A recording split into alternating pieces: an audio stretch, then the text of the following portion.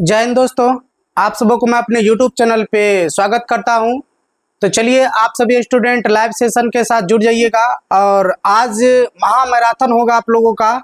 महामैराथन class Bihar police के खास करके इकोनॉमिक्स को लेकर के होगा, क्योंकि एग्जाम में इकोनॉमिक्स के क्वेश्चन का भी वेटेज बढ़ गया है, तो इसीलिए इकोनॉमिक्स को भी पढ़ना जरूरी है। तो चलिए हम क्वेश्चन का आगाज करते हैं पहले क्वेश्चन के साथ। पहला क्वेश्चन देखते हैं कौन सा है। और आप लोग का एग्जाम 7 अगस्त से प्रारंभ होने वाली है और आप सभी स्टूडेंट जो है पूरी तैयारी के साथ आप सबों को एग्जाम देना है। कोई टेंशन लेकर के एग्जाम नहीं देना, पूरा फ्री माइंड में जो है ना एग्जाम देना है। 7 अगस्त को जिसका एग्जाम होगा उसके बाद धीरे धीरे फेज में 7 फेज में जो है ना वो एग्जाम है, 7 चरणों में एग्जाम है।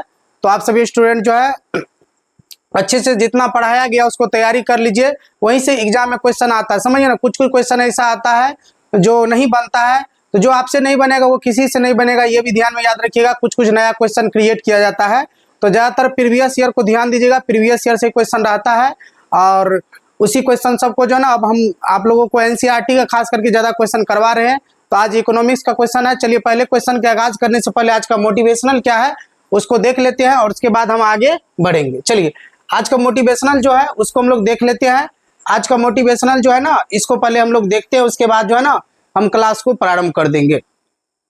चलिए आज का मोटिवेशनल जो है उसको हम लोग देखते हैं। आज का मोटिवेशनल जो है इसके साथ हम शुरुआत करेंगे आज के लाइव क्लास का। देखिए आज का मोटिवेशनल क्या है। आज का मोटिवेशनल है एक लक्ष्य ऐसा निर्धारित करे, एक लक्ष्य ऐसा निर्धारित करे जो आपको सुबह बिस्तर से उठने पर मजबूर कर दे। एक लक्ष्य ऐसा निर्धारित करना है ना जो आपको सुबह बिस्तर से उठने पर मजबूर कर दे, समझे ना, मजबूर कर दे। तो उसे जोश जुनून के साथ हम लोगों को तैयारी करना है अगले बिहार पुलिस के एग्जाम के लिए। तो चलिए हम पहले क्वेश्चन का आगाज करते हैं। पहला क्वेश्चन आपके स्क्रीन के ऊपर देखिए कौन सा है, उसका आंसर भी आप लोग को कमेंट बॉक्स में लिख करके बताते जाना है। चलिए पहला क्वेश्चन आपके स्क्रीन के ऊपर आ रहा है, इसका आंसर आप लोग को बताना है कि इसका राइट आंसर कौन सा हो जाएगा। पहला क्वेश्चन आपके स्क्रीन के ऊपर आ चुका है, इसका आंसर आप लोग को बताना है कि इसका राइट आंसर कौन सा हो जाएगा। थोड़ा सा हम जूम कर देते हैं ताकि आप सबों को जो है ना आप सबों को जो है पूरा ये आप लोगों को दिख जाए। थोड़ा सा हम पहले जूम कर देते हैं, उसके बाद हम जो है ना क्लास को प्रारंभ कर देंगे। थोड़ा सा इसको जो है बड़ा कर देते हैं। चलिए अब ठीक है। चलिए पहले क्वेश्चन की आगाज करते हैं। पहला क्वेश्चन आपके स्क्रीन के ऊपर आ चुका है, इसका आंसर भी आप लोगों को राइट बताना है कि इसका राइट आंसर कौन सा हो जाएगा। चलिए पहला क्वेश्चन आ चुका है, इसका आंसर आप लोग को बताना है इसका राइट आंसर कौन सा होना चाहिए। अपने इस पहले क्वेश्चन का आंसर आप लोग बताइएगा कौन सा होगा। पहला क्वेश्चन है कि आर्थिक समृद्धि का संबंध है, समृद्धि का संबंध है। आर्थिक समृद्धि का संबंध किससे है, आपसे ये क्वेश्चन पूछा गया। इस क्वेश्चन का आंसर आप लोग को जो है ना राइट बताना है, वो राइट आंसर कौन सा हो जाए। आर्थिक समृद्धि का संबंध किससे आपसे ये क्वेश्चन पूछा गया है। देखिए ऑप्शन नंबर ए में है अल्पकाल से, बी में है दीर्घकाल से और सी में आपका है ए और बी दोनों होगा। चलिए बताइए इसका राइट आंसर कौन सा होना चाहिए। आप लोगों को राइट आंसर क्लिक करके इसका बताना है कि इसका राइट आंसर कौन सा हो जाएगा। पहला क्वेश्चन जो है ना इसका राइट आंसर पहले का आंसर जो होगा ऑप्शन नंबर बी हो जाएगा दीर्घकाल से। समझे ना, दीर्घकाल से आर्थिक समृद्धि का संबंध किससे है, दीर्घकाल से, मतलब बहुत लंबे समय से है। ऑप्शन नंबर बी आप लोगों का बिल्कुल आंसर राइट आंसर है। अगले क्वेश्चन की तरफ बढ़ते हैं। अगला क्वेश्चन देखिए आपसे क्या पूछा गया है, दूसरा क्वेश्चन। चलिए दूसरा क्वेश्चन आपके स्क्रीन के ऊपर आ चुका है, इसका आंसर बताना है। चलिए दूसरा क्वेश्चन जो आपसे पूछा गया है, ये क्वेश्चन आपसे कि उपभोक्ता द्वारा शिकायत करने के लिए आवेदन शुल्क कितना लगता है। देखिए क्वेश्चन है उपभोक्ता द्वारा शिकायत करने के लिए आवेदन शुल्क कितना लगता है ना, आपसे ये क्वेश्चन पूछा गया है। इस क्वेश्चन का आंसर आप लोग को बताना है कि इसका राइट आंसर कौन सा हो जाएगा। चलिए इसका राइट आंसर आपसे पूछा गया ना, इसका राइट आंसर 50 रुपया होगा या 70 रुपया होगा या 10 रुपया होगा या इनमें से कोई नहीं होगा। चलिए इसका राइट आंसर जो होगा डी हो जाएगा, इनमें से कोई नहीं होगा। ऑप्शन नंबर इसका डी बिल्कुल आंसर राइट हो जाएगा। डी यहाँ पर आप लोग राइट आंसर याद रखिएगा, समझे ना, डी आप लोग राइट आंसर यहाँ पर याद रखिएगा। यहाँ पर कोई रुपया नहीं लगता है, यहाँ पर कितना रुपया लगता है, 0 रुपया लगता है। मतलब आवेदन करने के लिए कोई आवेदन शुल्क नहीं देना पड़ता है, उपभोक्ता द्वारा शिकायत करने के लिए कोई शुल्क नहीं लिया जाता है। तो ये आप लोग याद रखिएगा। यहाँ से राइट आंसर जो है ना ऑप्शन नंबर डी हो जाएगा। डी को भी आप लोग यहाँ पर डी को याद रखिएगा। चलिए अगले क्वेश्चन की तरफ बढ़ते हैं। अगला क्वेश्चन देखिए आपसे क्या पूछा गया है, तीसरा क्वेश्चन। चलिए तीसरा क्वेश्चन नहीं होगा, तीसरा क्वेश्चन में थोड़ा सा मिसप्रिंट है, तो चौथा क्वेश्चन डायरेक्ट हम लोग देखते हैं चौथे का आंसर क्या होना चाहिए। चलिए चौथा क्वेश्चन आ चुका है, इसका राइट आंसर आप लोग बताइएगा क्या होना चाहिए। सूचना का अधिकार किस प्रकार का अधिकार है। सूचना का अधिकार किस प्रकार का अधिकार है ना, आपसे ये क्वेश्चन पूछा गया है। इसका आंसर आप लोग को बताना है कि इसका राइट आंसर कौन सा हो जाएगा। चलिए कमेंट बॉक्स में लिख करके बताइएगा सूचना का अधिकार जो है ना वो किस प्रकार का अधिकार है। आप लोग को ये क्वेश्चन पूछा गया है, इसका राइट आंसर बताना है। चलिए ऑप्शन नंबर ए होगा वैधानिक होगा, गैर कानूनी होगा, धार्मिक होगा या परंपरागत होगा, परंपरागत होगा। बताइए इसका कौन सा होना चाहिए। इसका राइट आंसर जो है ना ऑप्शन नंबर ए निकल के आ रहा है। ऑप्शन नंबर क्या हो जाएगा, ए निकल के आ रहा है। ऑप्शन नंबर ए वैधानिक हो जाएगा। सूचना का अधिकार कब लागू हुआ था, तो ये 2005 ईस्वी में लागू हुआ था। ये आप लोग याद रखिएगा, कब लागू हुआ है, 2005 ईस्वी में लागू हुआ है। ये आप लोगों को याद रखना है, यहाँ से एग्जाम में क्वेश्चन पूछा जाता है, समझिए ना, यहाँ से क्वेश्चन एग्जाम में पूछे जाते हैं। चलिए अगले क्वेश्चन की तरफ बढ़ते हैं। अगला क्वेश्चन देखिए आपसे क्या पूछा गया, उसका आंसर आप लोग को राइट आंसर बताना है। चलिए अगला क्वेश्चन आपके स्क्रीन के ऊपर आ रहा है। 5वें क्वेश्चन का आंसर आप लोग को बताना है कि 5वें का राइट आंसर कौन सा होना चाहिए। चलिए 5वां क्वेश्चन आपसे पूछा गया है कि उपभोक्ता जागरूकता का नारा नहीं है। उपभोक्ता जागरूकता का नारा इसमें से कौन सा नहीं है, आपसे ये क्वेश्चन पूछा गया है, इसका आपको आंसर बताना है। उपभोक्ता जागरूकता नारा नहीं है, ये कौन सा आपसे ये क्वेश्चन पूछा गया, इसका आंसर बताना है। ऑप्शन नंबर ए होगा ग्राहक सावधान, जागो ग्राहक, आज नगद कल उधार, यहाँ पर होना चाहिए उधार, समझिए ना, अपने अधिकारों को पहचानो। तो कौन नहीं होगा, तो ये उपभोक्ता जागरूकता का ऑप्शन नंबर सी, ये नारा नहीं है। आज नगद कल उधार, ये नारा उसका नहीं है। तो नहीं आपसे क्वेश्चन पूछा गया था, और नहीं वाले क्वेश्चन में विद्यार्थी से गलती करके आते तो उसको सही से पढ़ना है। तो ऑप्शन नंबर आप लोग का यहाँ राइट आंसर सी हो जाएगा, सी यहाँ पर राइट आंसर है। चलिए अगले क्वेश्चन की तरफ बढ़ते हैं। अगला क्वेश्चन देखिए आपसे क्या पूछा गया, उसका आंसर आप लोग को बताना है 6ठे क्वेश्चन का। चलिए 6ठा क्वेश्चन स्क्रीन पे आ चुका है, इसका राइट आंसर क्लिक करके बताइएगा। 6ठा क्वेश्चन है आपसे, ये क्वेश्चन का आंसर बताना है। क्वेश्चन आपसे पूछा गया उपभोक्ता राष्ट्रीय फोरम में अपील कर सकता है। उपभोक्ता राष्ट्रीय फोरम में अपील कर सकता है 20 दिनों के अंदर, 30 दिनों के अंदर, 15 दिनों के अंदर, या कभी भी नहीं। मतलब क्वेश्चन आपसे ये पूछा गया है उपभोक्ता जो है ना, उपभोक्ता राष्ट्रीय फोरम में अपील कर सकता है कितने दिनों के अंदर, आपसे ये क्वेश्चन पूछा गया। इसका आंसर आप लोग को बताना है कि इसका राइट आंसर कौन सा हो जाएगा। चलिए इसका राइट आंसर जो होगा ना, ये कितने दिनों के अंदर कर सकता है, तो ऑप्शन नंबर आप लोग सी याद रखिएगा, बी, ऑप्शन नंबर बी याद रखिएगा, 30 दिनों के अंदर। समझिए ना, कितने दिनों के अंदर, तो यहाँ पर 30 दिनों के अंदर कर सकता है, ये राइट आंसर हो जाएगा। चलिए 7वें क्वेश्चन की तरफ बढ़ते हैं। 7वें क्वेश्चन का आंसर आप लोग बताइएगा कि इसका राइट आंसर कौन सा होना चाहिए। चलिए 7वां क्वेश्चन आ चुका है, इसका राइट आंसर क्वेश्चन है कि भारत में सूचना के अधिकार का अधिनियम कब पारित हुआ था। समझिए ना, भारत में सूचना के अधिकार का अधिनियम कब पारित हुआ है, आपसे ये क्वेश्चन पूछा गया है। इस क्वेश्चन का आंसर आप लोग को बताना है कि इसका राइट आंसर कौन सा हो जाएगा। ये मार्च 2001 में होगा, या अप्रैल 2003 होगा, या अक्टूबर 2005 होगा, या नवंबर 2007 होगा। चलिए बताइए इसका राइट आंसर कौन सा होना चाहिए। ये जो हो जाएगा ना, चलिए ये जो होगा ये कौन सा हो जाएगा, अक्टूबर 2005 हो जाएगा। समझिए ना, अक्टूबर 2005 हो जाएगा, और डेट पूछा जाएगा तो 12 अक्टूबर याद रखिए। कब हो जाएगा, 12 अक्टूबर आप लोगों को याद रखना। 12 अक्टूबर यहाँ से राइट आंसर हो जाएगा, 12 अक्टूबर 2005 हो जाएगा, ये आप लोग याद रखिएगा। ये आंदोलन कहाँ चलाए गए थे, ये आप लोग को बताना। आंदोलन जो चलाए गए थे ना सूचना के अधिकार, ये आंदोलन जो चला था ये राजस्थान से चला था, इसको भी आप लोग याद रखिएगा। कहाँ से चला था, तो राजस्थान से चला था। कहाँ से चला था, तो राजस्थान से चला था, ये भी आप लोगों को याद रखना है। चलिए अगले क्वेश्चन की तरफ बढ़ते हैं। अगला क्वेश्चन देखिए आपसे क्या पूछा गया है। 7वें क्वेश्चन की तरफ बढ़ते हैं। 8वां क्वेश्चन ना होगा आप लोग का, हाँ 8वां क्वेश्चन हो जाएगा, समझिए ना। 8वें क्वेश्चन का आंसर देखते हैं। चलिए 8वां क्वेश्चन आपसे पूछा गया, इसका आंसर आप लोग को बताना है कि राइट आंसर कौन सा होना चाहिए। 8वां क्वेश्चन है भारत में मानव अधिकार अधिनियम पारित हुआ।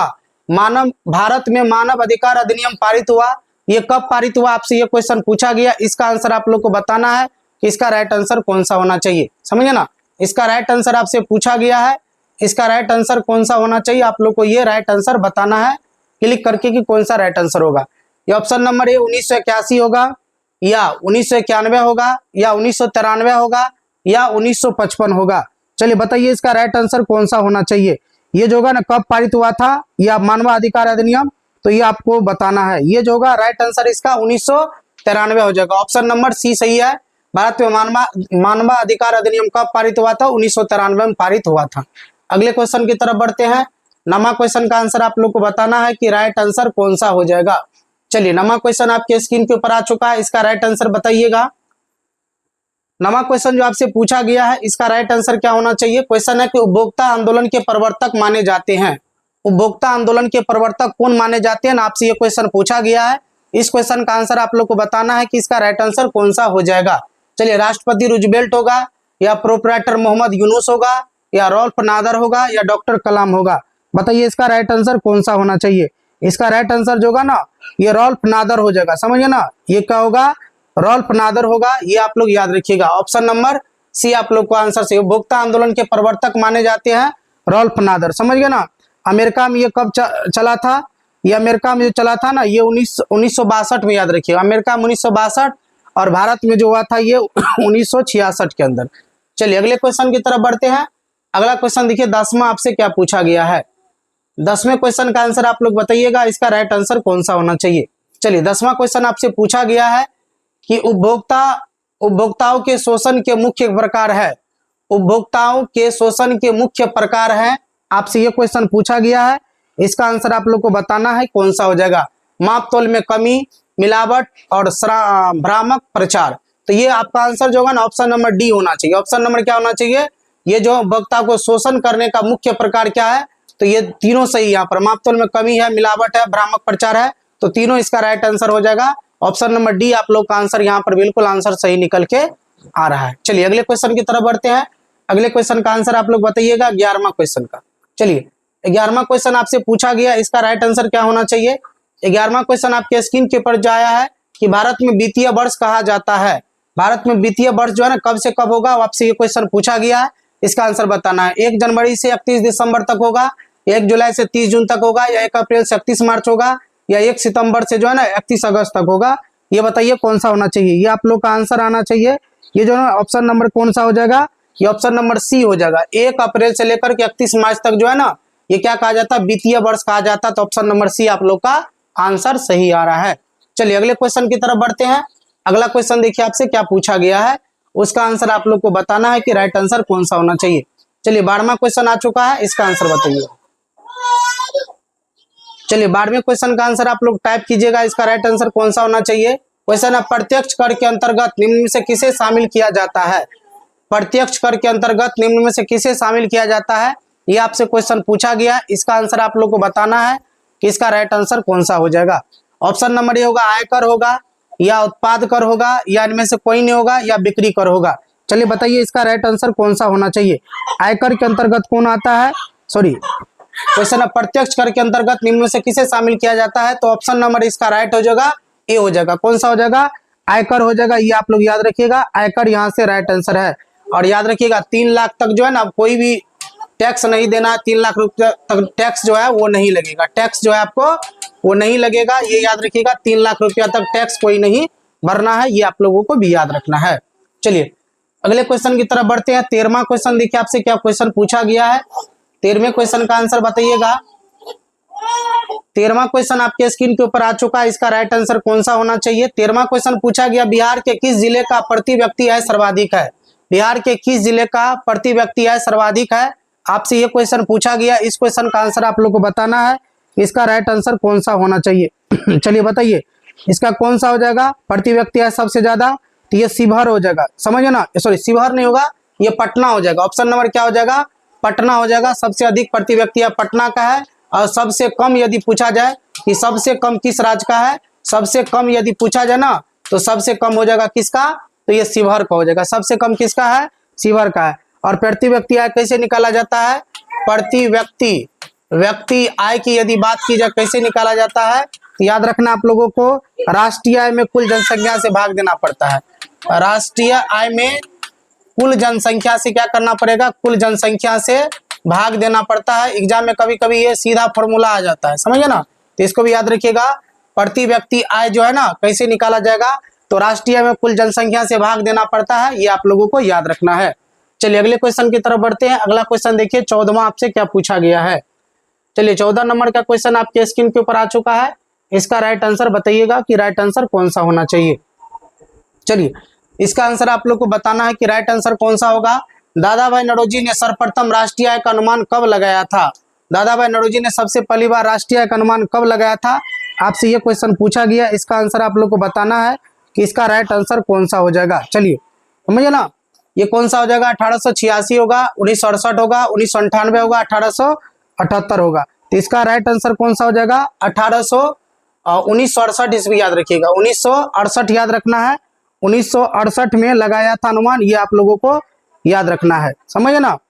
1867 68 होना चाहिए, 1968 आप लोग एक बार कमेंट कीजिएगा, समझे ना, एक बार आप लोग कमेंट कीजिएगा, 1968 होना चाहिए, 1867 68 यहाँ पर जो है ना 1867 68 होना चाहिए, 1867 68 होना चाहिए, ये याद रखिएगा, समझिए ना, 1867 68 होना चाहिए।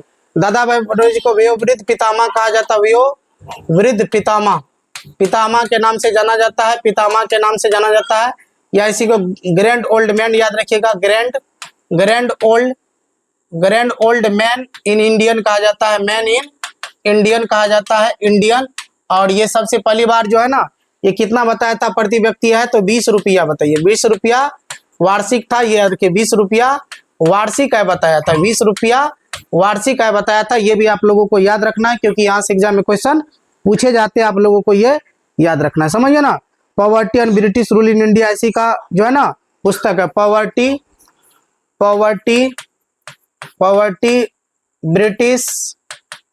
ब्रिटिश रूल इन इंडिया किसकी पुस्तक है, तो ये याद रखना है आपको, दादा भाई नौरोजी का ही पुस्तक है, इसको भी याद रखना है, समझे ना।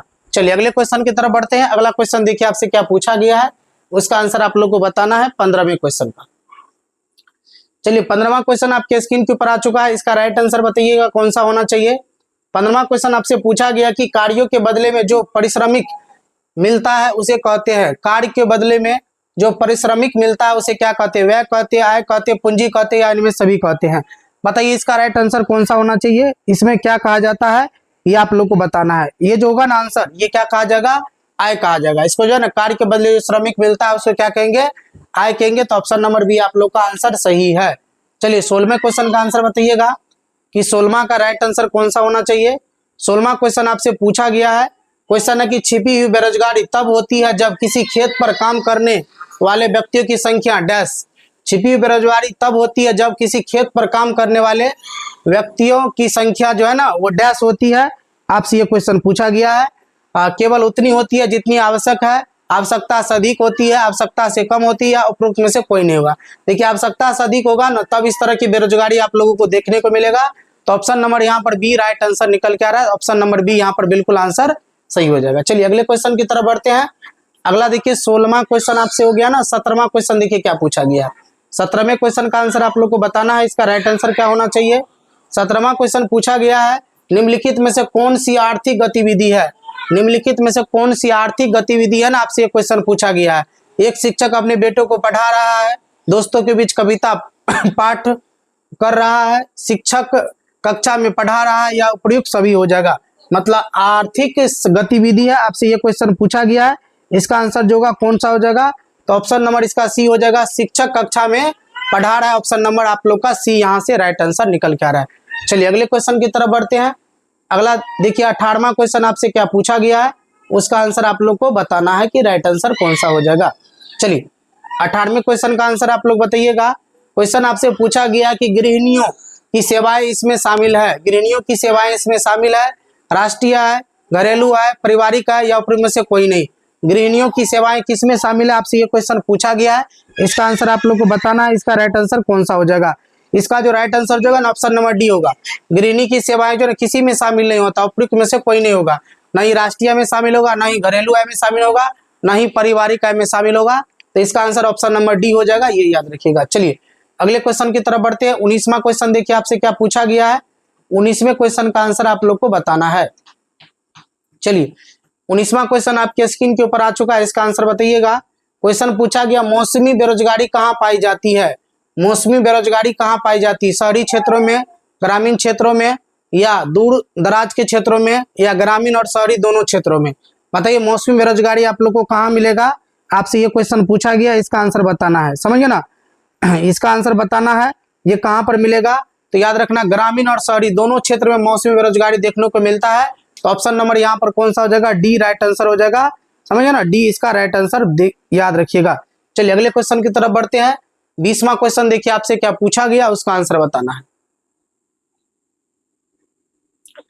चलिए 20वें क्वेश्चन का आंसर बताना आप लोग का, इसका राइट आंसर कौन सा होना चाहिए। क्वेश्चन आपसे ये पूछा गया है, क्वेश्चन पूछा गया है कि सर्व शिक्षा अभियान का प्रमुख उद्देश्य क्या है।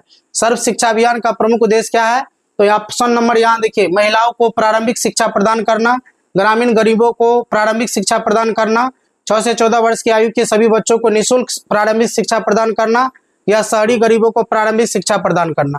तो ऑप्शन नंबर यहाँ पर सी हो जाएगा। ऑप्शन नंबर कौन हो जाएगा, सी याद रखना आप लोग को कि 6 से 14 वर्ष की आयु के सभी बच्चों को निःशुल्क प्रारंभिक शिक्षा प्रदान करना है।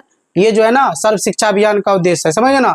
और सर्व शिक्षा अभियान कब लागू हुआ था, 2002 ईस्वी में हुआ था, ये याद रखना आप लोग को, कब, 2002 में आप लोगों को याद रखना है। चलिए अगले क्वेश्चन की तरफ बढ़ते हैं। अगला क्वेश्चन देखिए क्या पूछा गया है। 21वें क्वेश्चन का आंसर आप लोग को बताना है, इसका राइट आंसर कौन सा होना चाहिए। 21वां क्वेश्चन आपसे पूछा गया है, क्वेश्चन है कि निम्नलिखित में से, क्वेश्चन आपसे पूछा गया निम्नलिखित में से किस बिंदु पर जनसंख्या की गुणवत्ता निर्भर नहीं करती है। निर्भर नहीं करती, आपसे ये क्वेश्चन पूछा गया है। निम्नलिखित में से किस बिंदु पर जनसंख्या की गुणवत्ता निर्भर नहीं करती है, आपसे ये क्वेश्चन पूछा गया, इसका आंसर आप लोग को बताना है। ये साक्षरता दर होगा, या व्यक्ति का स्वास्थ्य होगा, या कौशल निर्माण होगा, या व्यक्ति का जन्म होगा। मतलब किस बिंदु पर जनसंख्या गुणवत्ता निर्भर नहीं करती है, आपसे ये क्वेश्चन पूछा गया, इसका आंसर आप लोग को बताना है। इसका राइट आंसर कौन सा हो जाएगा, ये ऑप्शन नंबर सी हो जाएगा। यहाँ पर कौन सा हो जाएगा, ऑप्शन नंबर सी याद रखिएगा, कौशल निर्माण। क्या याद रखना, कौशल निर्माण, समझिए ना, ये याद रखना, ऑप्शन नंबर सी आप लोग का सही है। चलिए 22वें क्वेश्चन की तरफ बढ़ते हैं। 22वां क्वेश्चन का आंसर आप लोग को बताना है कि राइट आंसर कौन सा हो जाएगा।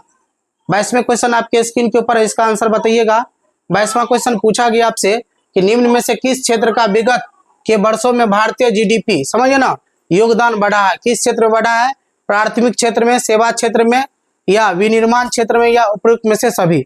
बताइए किस में बढ़ा है ना, आपसे ये क्वेश्चन पूछा गया है, इसका आंसर बताना है, समझिए ना। ये ऑप्शन नंबर हो जाएगा ना, ए हो जाएगा। किस क्षेत्र में बढ़ा है, प्राथमिक क्षेत्र में। तो ये इसको कृषि क्षेत्र के नाम से भी जाना जाता है, कि कृषि इसी के अंतर्गत आता है, समझिए ना, कृषि के इसी के अंतर आता है। सेवा क्षेत्र को जो है ना, ये तृतीयक क्षेत्र कहा जाता है। कौन सा क्षेत्र, तृतीयक क्षेत्र कहा जाता है, ये आप लोगों को याद रखना है। एग्जाम में यहाँ से क्वेश्चन पूछा जाता है। तो जीडीपी आपसे पूछा गया ना, ग्रोस डोमेस्टिक प्रोडक्ट के बारे में बढ़ा है, तो ये प्राथमिक क्षेत्र आप लोग को याद रखना, ऑप्शन नंबर ए हो जाएगा। चलिए अगले क्वेश्चन की तरफ। अगला देखिए 23वां क्वेश्चन। आज 25 क्वेश्चन आप लोग को मात्र पढ़ाएंगे, समझिए ना। 25 क्वेश्चन के बाद आप लोग का क्लास बंद हो जाएगा। चलिए अगले क्वेश्चन का आंसर बताना आप लोग को। क्वेश्चन आपसे पूछा गया है कि ग्रामीण महिलाएं कम वेतन वाली नौकरियों में क्यों कार्यरत है, आपसे ये क्वेश्चन पूछा गया है, इसका आंसर आप लोग को बताना है। उन्हें उच्च वेतन वाली नौकरियों में काम करने की आवश्यकता नहीं है, उनमें शिक्षा या आवश्यक कौशल का अभाव है, या उनमें परिवारों उन्हें उच्च वेतन वाले नौकरियां करने की अनुमति नहीं देते हैं, या उन्हें वेतन संरचना के बारे में जानकारी नहीं है। आपसे ये क्वेश्चन पूछा गया, इसका आंसर आप लोग को बताना है। इसका राइट आंसर कौन सा हो जाएगा, इसका right answer option number B हो जाएगा, समझिए ना। उनमें शिक्षा या आवश्यक कौशल का अभाव है, इसीलिए जो है ना ऐसा होता है। तो ऑप्शन नंबर आप लोग का बी यहाँ पर राइट आंसर हो जाएगा। चलिए 24वें क्वेश्चन की तरफ बढ़ते हैं। 24वां क्वेश्चन देखिए आपसे क्या पूछा गया है, इसका आंसर बताना है। 24वां क्वेश्चन आपके स्क्रीन के ऊपर आ चुका है, इसका राइट आंसर बताइएगा कौन सा होना चाहिए। 24वां क्वेश्चन आपसे पूछा गया, शिशु मृत्यु दर से तात्पर्य किस आयु से कम के बच्चों की मृत्यु से है।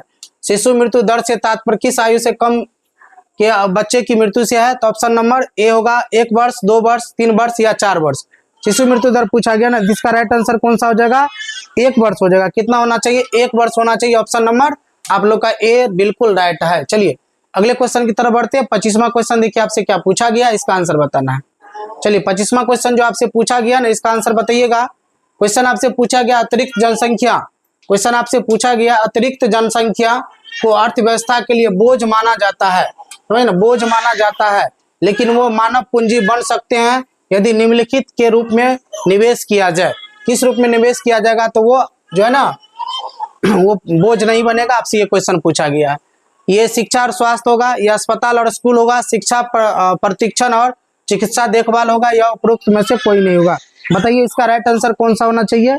इसका राइट आंसर जो होगा ना, ऑप्शन नंबर सी हो जाएगा। कौन सा होना चाहिए, सी हो जाएगा। सी याद रखना है, शिक्षा प्रशिक्षण और चिकित्सा देखभाल हो जाएगा। ऑप्शन नंबर आप लोग का जो है ना यहाँ पर कौन सा हो गया, सी राइट आंसर है। तो चलिए आज का क्लास आप लोग का यहीं तक। कल आप लोग के क्लास में फिर से आगे क्वेश्चन करवाएंगे बिहार पुलिस में।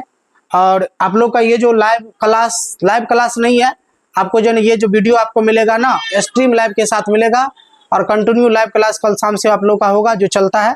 तो चलिए मिलते हैं कल फिर शाम के 9 बजे बिहार पुलिस के क्वेश्चन के साथ और 7 बजे करंट अफेयर्स के साथ मिलेंगे। तो आप सभी स्टूडेंट्स को जय हिंद।